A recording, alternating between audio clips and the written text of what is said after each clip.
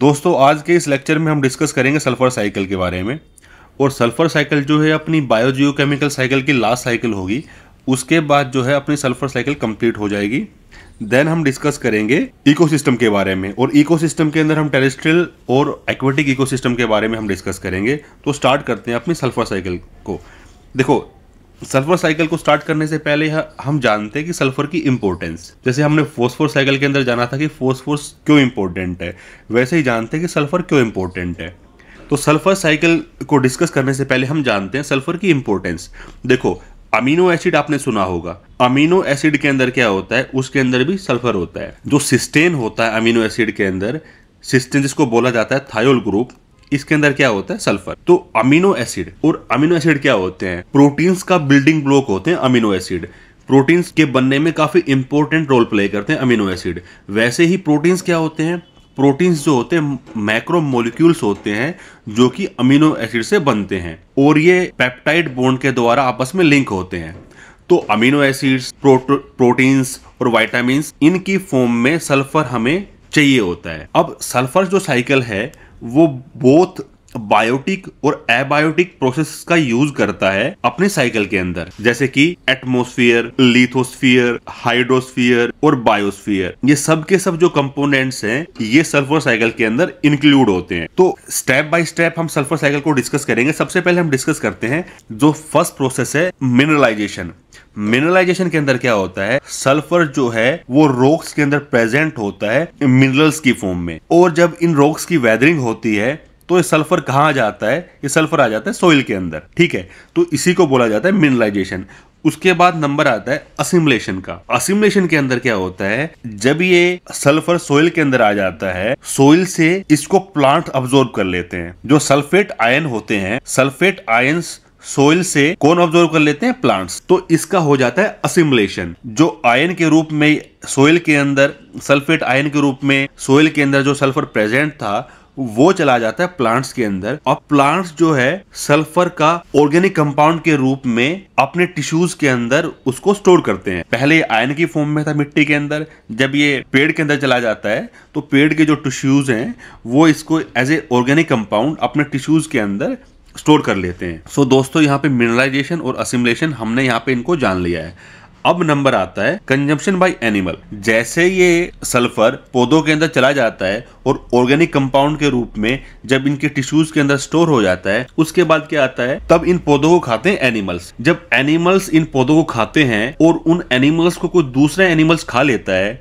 तो क्या होगा, जो इन पौधों के टिश्यूज के अंदर जो सल्फर प्रेजेंट है वो एनिमल्स के अंदर चला जाएगा। तो इस तरीके से आपने देखा कि कैसे सल्फर रॉक्स के अंदर प्रेजेंट था, वो पहले सोइल के अंदर आता है, सोइल से प्लांट्स के अंदर आता है। जब इन प्लांट्स को एनिमल्स खा लेते हैं और इन एनिमल्स को दूसरे एनिमल्स खा लेते हैं तो सल्फर का ट्रांसफर होता है। और जब ये सल्फर एनिमल्स के अंदर चला जाता है, उसके बाद नंबर आता है किस चीज का, डिकम्पोजिशन का। जब ये एनिमल्स और प्लांट्स मर जाते हैं और बैक्टीरिया या फंगस की वजह से जब इनका डिकम्पोजिशन होता है, इनके ऑर्गेनिक मैटर्स का जब ब्रेकडाउन होता है, ये बैक्टीरिया और फंगस क्या करते हैं, इन ऑर्गेनिक सल्फर कंपाउंड्स को कन्वर्ट कर देते हैं इनऑर्गेनिक फॉर्म्स के अंदर। सो डीकम्पोजिशन के अंदर क्या होता है, डीकम्पोजिशन के अंदर सिंपली क्या होता है, जो ऑर्गेनिक सल्फर है जो प्लांट्स और एनिमल के अंदर प्रेजेंट होता है वो दोबारा से जो इनऑर्गेनिक फॉर्म के अंदर कन्वर्ट हो जाता है, जैसे कि हाइड्रोजन सल्फाइड, जैसे कि सल्फेट आयन, इन इनऑर्गेनिक फॉर्म्स के अंदर ये दोबारा से कन्वर्ट हो जाता है। ठीक है, तो आपने देखा कि कैसे यहाँ पे साइकिल कंप्लीट हुई। रॉक से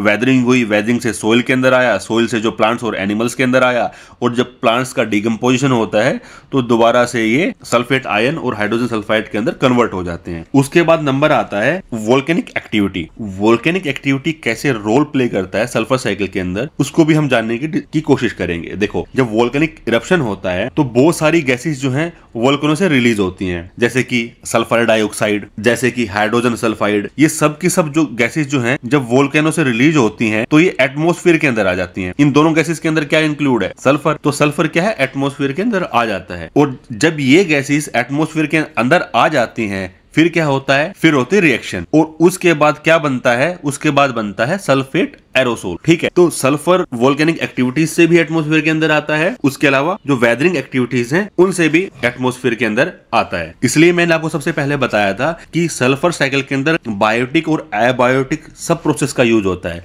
इसके अंदर एटमॉस्फेयर का भी यूज होगा, इसके अंदर लिथोस्फीयर का भी यूज होगा, इसके अंदर हाइड्रोस्फीयर का भी यूज होगा, और इसके अंदर बायोस्फीयर का भी यूज होगा।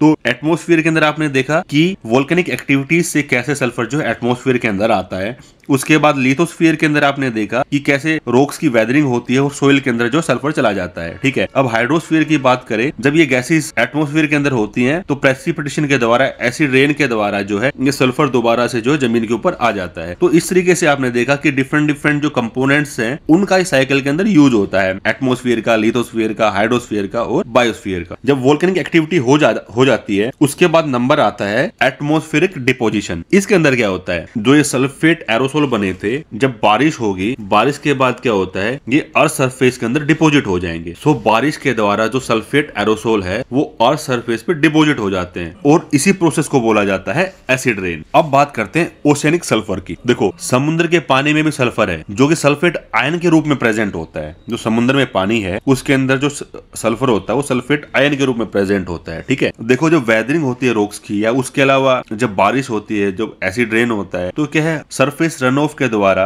ये पानी कहाँ मिलता है, समुद्र के अंदर मिलता है। तो समुद्र के पानी के अंदर भी सल्फर जो है सल्फेट आयन के रूप में प्रेजेंट होता है, SO4 2 नेगेटिव। तो सल्फेट आयन के रूप में समुद्र के अंदर सल्फर आपको देखने को मिलेगा। तो इसी वजह से जो मराइन सल्फर साइकिल है वो मराइन ऑर्गेनिज्म के अंदर सल्फर को डिपोजिट करता है। उसके बाद बात करते हैं सल्फर रिडक्शन एंड ऑक्सीडेशन की। तो इसमें क्या होता है, सोइल और सेडिमेंट्स के अंदर जो है बैक्टीरिया होते हैं, सो माइक्रोबियल प्रोसेस के द्वारा सल्फर कंपाउंड्स का ऑक्सीडेशन एंड रिडक्शन होता है। इसके अंदर सल्फेट जो है हाइड्रोजन सल्फाइड के अंदर कन्वर्ट होते हैं, और हाइड्रोजन सल्फाइड जो है वो वापस से सल्फेट के अंदर कन्वर्ट हो जाते हैं। और इन सब में मदद कौन करता है, इन सब में इनकी मदद करते हैं सर्टेन्स बैक्टीरिया। और लास्ट में आता है ह्यूमन एक्टिविटीज। ह्यूमन एक्टिविटीज के अंदर क्या होता है, जैसे कि burning of fossil fuels, industrial processes, इन सब के द्वारा जो होता है सल्फर रिलीज होता है एटमॉस्फेयर के अंदर। तो यहाँ पे हमारी सल्फर साइकिल कंप्लीट हो चुकी है। एक बार इसको दोबारा से डिस्कस करते हैं कि कौन कौन सी स्टेप्स हमने यहाँ पे देखे। सबसे पहले हमने देखा मिनरलाइजेशन। मिनरलाइजेशन के अंदर हमने क्या देखा, जो रॉक्स के अंदर सल्फर प्रेजेंट है मिनरल की फॉर्म में, उसकी वेदरिंग होती है, और वेदरिंग होने के बाद क्या होता है, वो सोइल के अंदर आ जाता है सल्फेट आयन के रूप में। और सल्फेट आयन जो हैं ये इनको पौधे अब्सॉर्ब कर लेते हैं, इसी को बोला जाता है असिमिलेशन। ठीक है, ये जो सल्फेट आयन है ये ऑर्गेनिक कंपाउंड के रूप में पौधों के जो टिश्यूज हैं उनके अंदर स्टोर